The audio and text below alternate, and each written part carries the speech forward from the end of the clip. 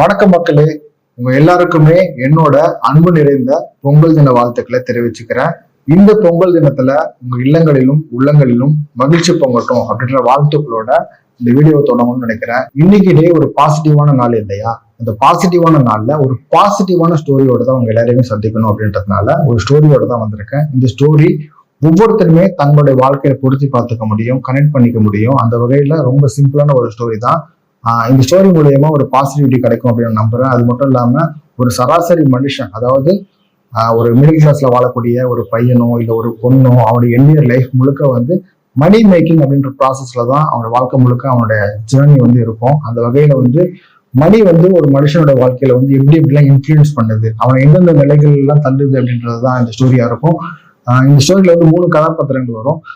அந்த கதாபாத்திரங்களை எந்த கதாபாத்திரமா நீங்க இருக்கீங்க அப்படின்றத நீங்களே அஷ்யூம் பண்ணி அந்த ஸ்டோரியோட நீங்க பாத்தீங்கன்னா உங்களுக்கு ஒரு பாசிட்டிவிட்டி கிடைக்கும்.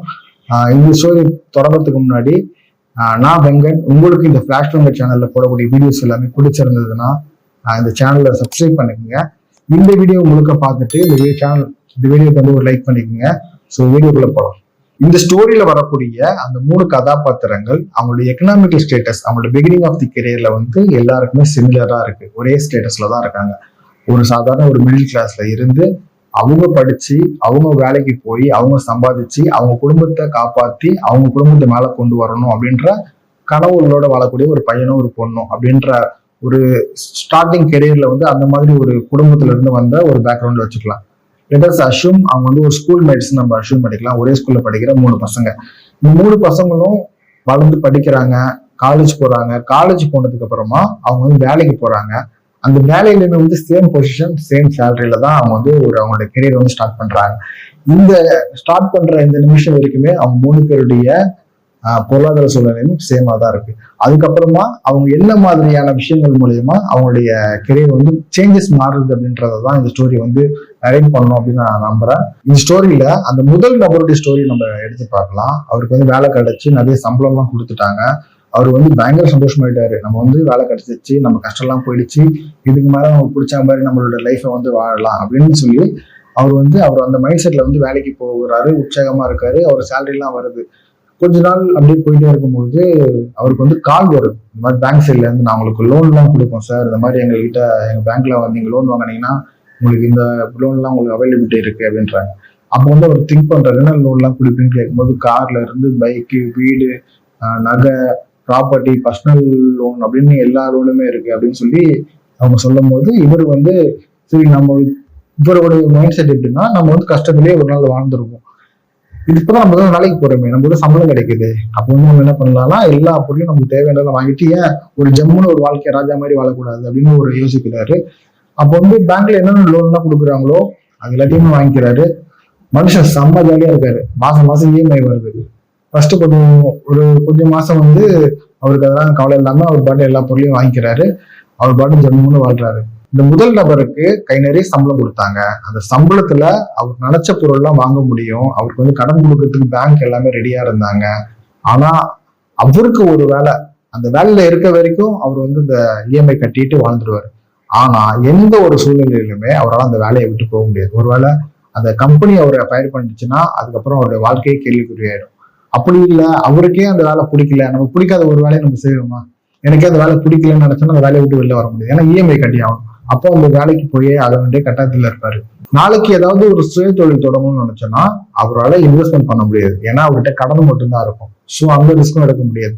காலம் முழுக்க அவருக்கு தேவையான எல்லா பொருளும் சகல வசதிகளோட வீட்டுல இருப்பாரு. ஆனா கடன்காரர் தான் இருப்பாரு. அவரால் எந்த டிசிஷன் எடுக்க முடியாம அவரோட லைஃப் முழுக்க ஒரு ஸ்ட்ரெஸ்ஃபுல்லான ஒரு லைஃபா தான் இருக்கும். ஸோ இது முதல் நபருடைய ஸ்டோரி அப்படின்னு எடுத்துக்கலாம். இந்த ஸ்டோரியோட 2வது நபரை நம்ம சந்திக்கலாம். இந்த 2வது நபருமே முதல் நபர் மாதிரியே தான். அவரும் ரொம்ப கஷ்டப்பட்டு ஒரு வளர்ந்து வந்த ஒரு நபர் தான். நல்ல சம்பளத்துல இருக்காரு. அவருடைய தாட் ப்ராசஸ் எப்படி இருக்கு அப்படின்னா, நம்ம ஆல்ரெடி ரொம்ப கஷ்டப்பட்டு தான் இந்த நிலைமைக்கு வந்திருக்கோம், இதுக்கு மேல நம்ம மேற்கொண்டு கஷ்டப்படக்கூடாது அப்படின்றதுனால நாம என்ன சம்பளம் இப்போ வாங்குறோமோ அந்த சம்பளத்துக்குள்ள நம்மளுடைய வாழ்க்கையை நடத்துவோம், மிச்சம் இருக்க காசை சேவ் பண்ணி வைப்போம் அப்படின்ற சேவ் பண்ணலாம் அப்படின்ற டிசிஷன் எடுக்கிறாரு. சேவ் பண்றது நல்ல விஷயம் தான், ரொம்ப நல்ல விஷயம் தான். சேவ் பண்றது மூலியமா பணம் வளருமான்னு கேட்டீங்கன்னா பணம் சேரும், ஆனா வளராது. ஒரு எக்ஸாம்பிள் எடுத்துக்கிட்டோம் அப்படின்னா, இந்த வருஷம் நீங்க ஒரு பொருளை போய் 100 ரூபாய்க்கு வாங்குறீங்க அப்படின்னா அடுத்த வருஷம் அந்த பொருளோட விலை வந்து 107 ரூபாவா மாறிடும். அதுதான் வந்து நாட்டோட இன்ஃபிளேஷன். பணம் வீக்கத்தினால வந்து பணத்துடைய மதிப்பு வந்து உயர்ந்துகிட்டே போகும். ஸோ அந்த அடிப்படையில வந்து பணம் வளராது, சேவ் பண்ற பணம் வந்து அதோட மதிப்பு குறைஞ்சிட்டே வரும். அப்படின்றதுனால இவருக்கு வந்து ஒரு எண்ணம், நாமளும் அதே சம்பளம் தான் வாங்குறோம். முதல் நபர் வந்து எல்லா பொருளும் வாங்கிட்டாரு, கஷ்டப்படுறாரு.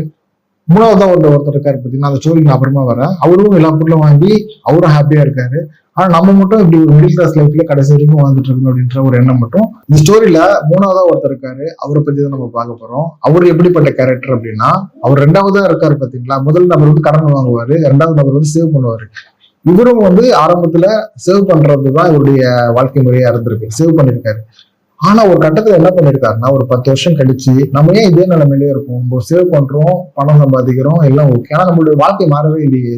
ஆனா மத்தவங்க எல்லாம் எப்படி இவ்வளவு தூரம் வளர்ந்துறாங்க, நான் வேலைக்கு போறேன், சம்பாதிக்கிறேன், ஆனா என் வாழ்க்கை மட்டும் மாறவே இல்லை. ஆனா வந்து ஒரு தொழில் பண்றாங்க, அவங்க வந்து டக்குன்னு கார் வாங்குறாங்க, அவங்களுக்கு பிடிச்ச மாதிரி ஒரு லக்ஸரியான லைஃப்ல வாழ்றாங்க, நான் மட்டும் ஏன் இப்படியா இருக்கேன் அப்படின்ற ஒரு கேள்வி வந்து அவருக்குள்ள வருது. அந்த கேள்வியை வந்து அப்படியே கேள்வியை மட்டும் நிப்பாட்டாம அதுக்காக வேலை செய்ய ஆரம்பிக்கிறாரு. வேலைக்கு போயிட்டு வந்த நேரம் போக மிச்ச நேரங்கள்ல வந்து வேற விதமான முயற்சிகள், அவருடைய இருக்கக்கூடிய இன்ட்ரெஸ்ட்ல ஆர்வத்துல வந்து காட்டுறாரு. ஒரு தொழில் தொடங்கணும்னு நினைக்கிறாரு. அதுக்காக என்ன மாதிரியான தொழில் தொடங்கலாம் அப்படின்ற ஒரு ஒரு கிளியர் ஒரு ஸ்கெட்சோட அவர் வந்து தயாராகிறாரு, அவர் தயார்படுத்திக்கிறாரு. இந்த மூணாவது நபர் அப்படியே அவர் போயிட்டு இருக்க அந்த வேலையை கண்டினியூ பண்ணா வளர முடியாதுன்றத ஒரு பாயிண்ட்ல புரிஞ்சுக்கிறாரு. புரிஞ்சுக்கிறதுக்கு அப்புறமா அவர் வந்து ஒரு ரிஸ்க் எடுக்கலாம், ஒரு கால்குலேட்டிவ் ரிஸ்க் எடுக்கலாம். எப்பவுமே ரிஸ்க் எடுக்கிறது வந்து அகலக்கால் வைக்கிறது தான் பெரிய தப்பு. கால்குலேட்டிவ் ரிஸ்க் அப்படின்னா, ஒரு ரிஸ்க் நம்ம எடுக்கிறோம் அப்படின்னா அந்த ரிஸ்க் வந்து நம்மளுடைய வாழ்க்கையை வந்து பாதிக்கக்கூடாது. ஒரு 1000 ரூபாய் உங்ககிட்ட இருந்து வெளியில போகுது அப்படின்னா, உங்களுடைய ஆக்சுவல் லைஃப், அதாவது இப்ப நீங்க வாழ்ந்துட்டு இருக்க வாழ்க்கையில எந்த பாதிப்புமே ஏற்படுத்தலை அப்படின்னா நீங்க அந்த 1000 ரூபாய் இதுல போடலாம், தப்பு கிடையாது. அதுதான் கால்குலேட்டிவ் ரிஸ்க்னுவாங்க. என்கிட்ட இருக்க ஒரு 1 லட்ச ரூபா இருக்கு, 1 லட்ச ரூபா மொத்தமா தூக்கி அதுல போட்டுட்டேன், ஒரு இன்வெஸ்ட்மெண்ட்ல போட்டுட்டேன் அப்படின்னா அந்த லாஸ்ட்ல இருந்து உங்களை வெளியில வர முடியாது. ஸோ அது வந்து இன்கால்குலேட்டிவ் ரிஸ்க். அது வந்து உங்களுக்கு ஒரு பெரிய லைஃப்ல வந்து ஒரு பெரிய டேமேஜ் ஏற்படுத்தும்னு சொல்லுவாங்க. அந்த வகையில வந்து ஒரு கால்குலேட்டிவா ஒரு ஒரு அனலைஸ் பண்றாரு, ஆர்என்டி பண்றாரு, அவருக்கான பிசினஸ்க்கான முன் தயாரிப்புகள் எல்லாம் பண்ணிட்டு ஒரு கால்குலேட்டிவா ஒரு ரிஸ்க் எடுத்து ஒரு பிசினஸ்ல இறங்குறாரு. வேலையை விடல, வேலையில இருந்துகிட்டே அந்த பிசினஸ்ல வந்து கான்சன்ட்ரேட் பண்ண ஆரம்பிக்கிறாரு. அது வந்து ஒரு சின்ன ப்ராஃபிட் எடுக்கிறாரு. அதுக்கப்புறம் மறுபடியும் நல்லா கான்சன்ட்ரேட் பண்ண ஆரம்பிக்கிறாரு. அவர் வேலை பார்த்திருக்க அந்த சம்பளத்தை விட டபுள் மடங்கு ட்ரிபிள் மடங்கு அதுல இருந்து பிசினஸ்ல இருந்து ஒரு வருது அப்படின்ற ஒரு கன்ஃபர்மேஷன் வர வரைக்கும் வந்து வேலையில இருந்துகிட்டே அந்த பிசினஸ்ல போக்கஸ் பண்றாரு. ஒரு கட்டத்துல அந்த வேலையில வரக்கூடிய சம்பளத்தை விட இந்த பிசினஸ்ல வரக்கூடிய ப்ராஃபிட் வந்து ரொம்ப பெருசா இருக்கு அப்படின்ற கான்பிடென்ட் வந்து அவருக்குள்ள வந்ததுக்கு அப்புறமா அந்த வேலையை ரிசைன் பண்றாரு. ஃபுல் டைமா ஒரு பிசினஸை ஃபோக்கஸ் பண்றாரு. அவருடைய வளர்ச்சி வந்து ஒரு அபரிவிதமான வளர்ச்சி. அவர் என்ன ஆசைப்பட்டாரோ அந்த லக்ஸரியஸ் லைஃப்ல அவரும் உள்ள போறாரு. இந்த ஸ்டோரியில முதல் நபர் கடன் வாங்க ஆரம்பிக்கிறாரு. அவர் பிடிச்ச எல்லா பொருளும் வாங்குறாரு, அவர் பிடிச்ச மாதிரி எல்லா பொருளும் அவர் வீட்டுல வருது. ஆனா அவரால் ஒரு காலத்திலயுமே அவர் டிசிஷன் எடுக்க முடியாத ஒரு நிலைமைக்கு போறாரு. ஸ்ட்ரெஸ்ஃபுல்லான லைஃப், காலம் முறை இஎம்ஐ கட்டிட்டே வாழ்ந்துட்டு இருக்காரு. ரெண்டாவது நபர் வந்து சேவ் பண்ணிட்டே இருக்காரு. ஆனா அவர் வாழ்க்கை எந்த மாற்றமும் அடையாது, அவர் வாழ்க்கை வளராது. சேவ் பண்ற விஷயத்தினால ஸ்ட்ரெஸ் இல்லாம, முதல் நபருக்கு ஸ்ட்ரெஸ் இருக்கும், ரெண்டாவது நபருக்கு ஸ்ட்ரெஸ் இல்லாம ஒரு வாழ்க்கையை வந்து வாழ்ந்துட்டு இருப்பார். மூணாவது நபர், நான் வாங்குற சம்பளம் எனக்கு பத்தல, இல்லைன்னா அதுக்கு மேல நான் வளர முடியல அப்படின்ற ஒரு பாயிண்ட யோசிக்கிறாரு. ஒரு கால்குலேட்டிவ் ரிஸ்க் எடுக்கிறாரு.